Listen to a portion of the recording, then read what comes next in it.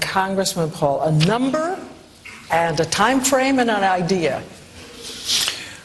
My approach is slightly different, where I think all for less taxes and less regulations. We recognize this. But I emphasize the fact that you have to know why we have a recession and why we have unemployment before you can solve the problem. And the financial bubbles are created by excessive credit and stimulation by the Federal Reserve. And then you have bubbles and you have to have a correction. This stimulus creates excessive debt and malinvestment. As long as you don't correct that and you maintain the debt and the malinvestment, you can't get back to economic growth again. Unfortunately, so far, what we have done is we have not liquidated the debt. We have dumped the debt on the American people through TARP funding and as well as the Federal Reserve. So the debt is dumped on the people. And what did we do? We bailed out the people that were benefiting during the formation of the bubble. So as long as we do that, we're not going to have economic growth. We did the same thing in the Depression. The Japanese are doing it right now. So it's time we liquidate the debt and look at monetary policy and then, of course, lower taxes. And I would like to do in the first year, cut $1 trillion because that is the culprit, big spending and big government. I want to move on, if I can, to another question which represents some of the urgent and tough choices presidents have to make, because this one is coming up soon, December 31st, and it is the payroll tax cut.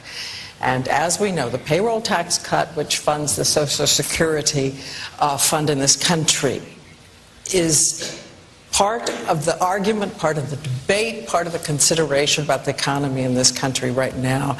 And by some estimates, if this tax cut expires on December 31st, it could add as much as $1,000 to the tax burden of American working families. And I know you are divided down the middle. Congressman Paul, 30 seconds rebuttal to Senate. Well, I want to extend the tax cut, because if you don't, you raise the taxes. But I want to pay for it. And it's not that difficult.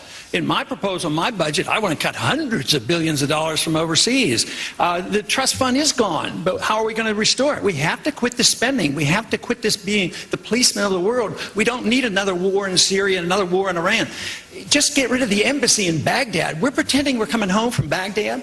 We built an embassy there that cost $1 billion, and we're putting 17,000 contractors in there and pretending our troops are coming home. I could save the money, and we don't have to raise taxes on Social Security, on the tax. I want to bring Congressman Paul in on this because, Congressman, you've been running ads that are quite tough. Quite tough on Speaker Gingrich here in Iowa this week, accusing him of, quote, and this is a quote from your ad, serial hypocrisy. Why do you think Speaker Gingrich is a hypocrite? Well, he's been on different positions, on so many issues, single payer. He's taken some positions that are not conservative. He supported the TARP funds. And the other thing that really should have annoyed a lot of people, he received a lot of money from Freddie Mac. Now, Freddie Mac is essentially a government organization. While he was earning a lot of money from Freddie Mac, I was fighting over a decade to try to explain to people where the housing bubble was coming from.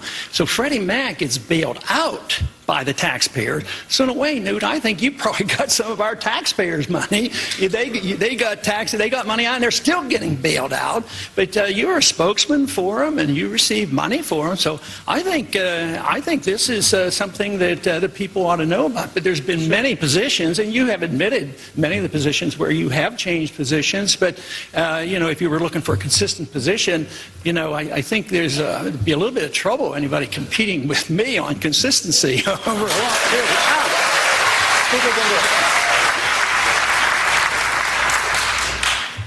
Well, first of all, as you say normally in your own speeches, the housing bubble came from the Federal Reserve inflating the money supply. Now, that's the core of the housing bubble. And I happen to be with you on auditing the Fed and frankly, on firing Bernanke. Second, I was never a spokesman for any agency. I never did any lobbying for any agency. I offered strategic advice. I was in the private sector. And I was doing things in the private sector.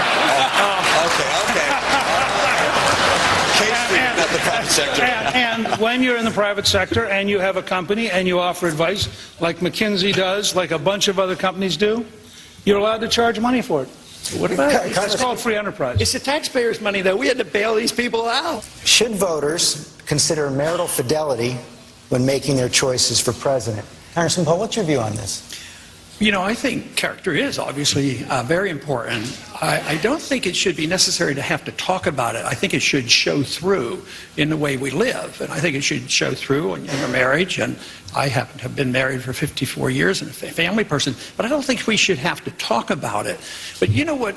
Probably is every bit as important. If your marriage vows are important, what about our oath of office? That's what really gets to me. That's where you're really on the line as a public figure. And that's where I think a lot of people come up real short, because there's many times that I've been forced to Congress because I take my oath very seriously. I end up sometimes, believe it or not, voting all by myself, thinking that why aren't they people paying attention? Why don't they read Article 1, Section 8? If we took that oath of office seriously in Washington, we'd get rid of 80% of the government. The budget would be balanced. We'd have sound money, and we would have prosperity, and we wouldn't be the policemen of the world. We wouldn't have a Federal Reserve System, and we wouldn't be invading the privacy of every single individual in this country with bills like the Patriot Act. We'd have a free society and a prosperous society.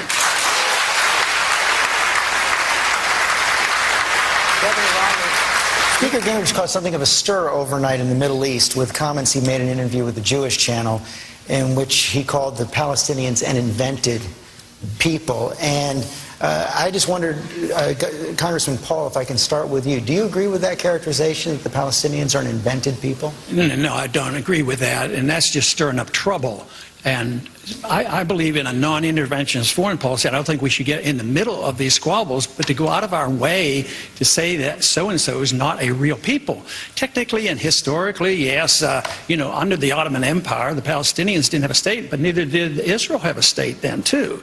But this is how we get involved in so many messes, and I think it just fails on the side of practicing a little bit of diplomacy, getting ourselves into trouble, mentioning things that are unnecessary.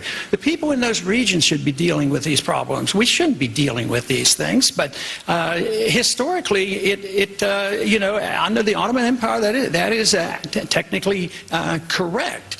But to make these decisions and deciding what the settlement is going to be should be the people that are involved. This idea that we can be the policemen of the world and settle all these disputes, I mean, soon we'll have to quit because we're flat-out broke, but we cannot continue to get into these issues like this and getting ourselves into more trouble. We have a question on Yahoo about the last time those of you had a personal financial strain that forced you to cut back on a necessity, as so many people in the middle class say they do.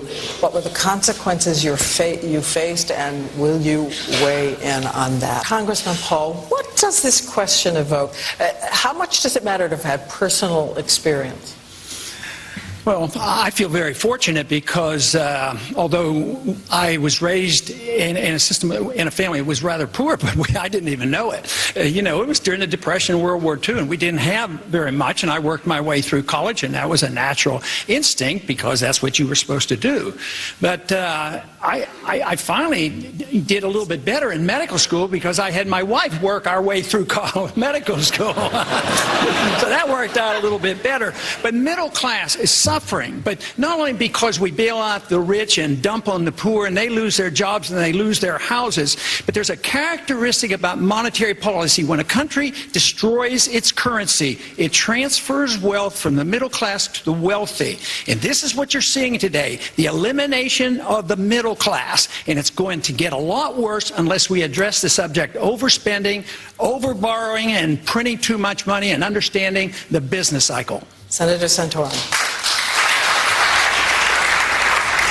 Switch to this question, and it is about health care, because a number of people, in fact, I was just at a pharmacy here, I do have a cough, but I was at a pharmacy here in Iowa, and the pharmacists were talking about a big driver of health care costs, and they specifically mentioned habits, unhealthy habits that we all need to learn to do better on at a young age. They talked about obesity, they talked about exercise.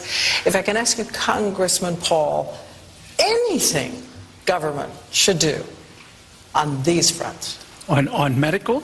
Or on these fronts specifically of healthy behavior at very young ages where it's No, essentially not, but they have to be a referee. If people are doing things that hurt other people, yes. But if you embark on instituting a society where government protects you from yourself, you're in big trouble, and that's what they're doing.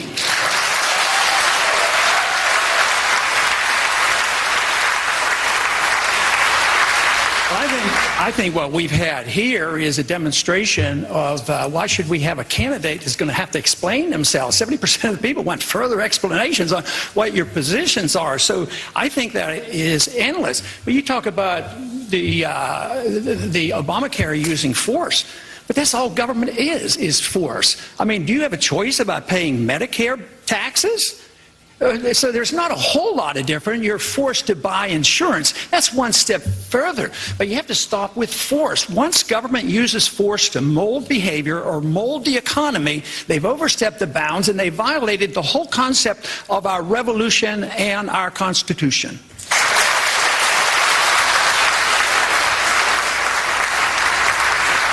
As a form of closing statement, we just want each of you, you're all running against each other, but in these last few minutes, and if you stick to the minute, we will not run over the commercial. Tell us the one thing you've learned from someone else, one of your challengers on stage. Governor Perry. I tell you, Congressman Paul got me really intrigued with the whole the Federal Reserve, and I've spent a substantial amount of time reading about and Currency Wars, the book by James Rickards. But Congressman Paul is the individual on the stage that got me most interested in a subject that I've found to be quite interesting and at the root of a lot of the problems that we have, and I thank you for that. But the one thing that I found outside of these fine individuals on this stage is that the people of this country really want to get America back on track. I always find the principle of leadership to be most interesting. And as I look at the people on the stage, each exhibits different qualities of leadership, and they've each exercised leadership in different ways. One of the things about Ron Paul that always amazes me is when I come to a debate like this, the only signs I see are the Ron Paul people out there in freezing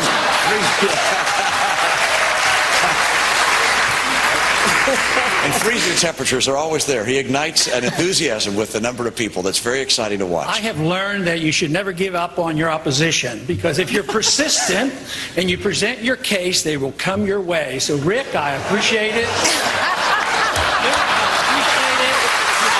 I appreciate it. We're open to the Federal Reserve. That is wonderful. But I work on the assumption that freedom brings people together. And if you understand freedom, it's based on tolerance and nonviolence. So if it's tolerance, it should be bringing all kinds of people together, and that's following our Constitution. We shouldn't be fighting among ourselves, because we shouldn't be fighting in Washington if we all take the same oath of office. Where does the fight come from? Somebody is messing up somewhere. So I would say that with persistence, I think that we can all prevail and come up with the right answers.